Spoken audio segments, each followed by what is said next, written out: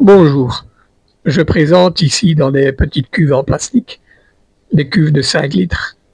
Dans ces cuves, je fais pousser différentes sortes d'algues, principalement des caulerpes.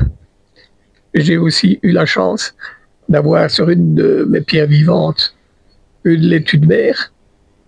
Dans ces petites cuves en plastique, je bouture aussi des coraux comme l'exénia. Dans la cuve un peu plus grande, à 15 litres en verre, j'ai mis une pierre vivante qui était colonisée. J'ai ajouté une série d'autres qui étaient vierges. Et après quelques temps, elles se sont colonisées, autant avec des algues qu'avec des petits invertébrés. Cette pierre était très bien colonisée parce que les autres ont directement été remplies d'astéridas, les petites étoiles blanches, des euplicas, des tout petits escargots, aussi une scolospongia, qui est une éponge encroûtante qui peut devenir très grande et qui va dans les tons de bleu à rouge bordeaux, mais aussi des spiropsis, des petites caricoles, des mini-spirographes et évidemment des aphtasia.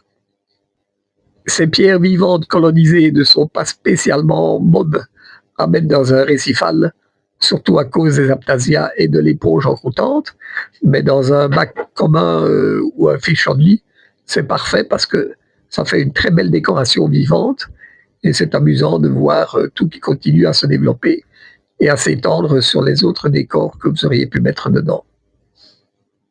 Apparu après quelques semaines au milieu des nouvelles pierres vivantes, cette petite crevette pistolet qui était, à mon avis, planquée dans la pierre qui était déjà colonisée.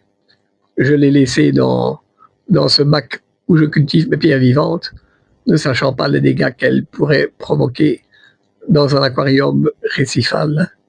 Voilà, merci d'avoir regardé la vidéo et à la prochaine, si vous le voulez bien.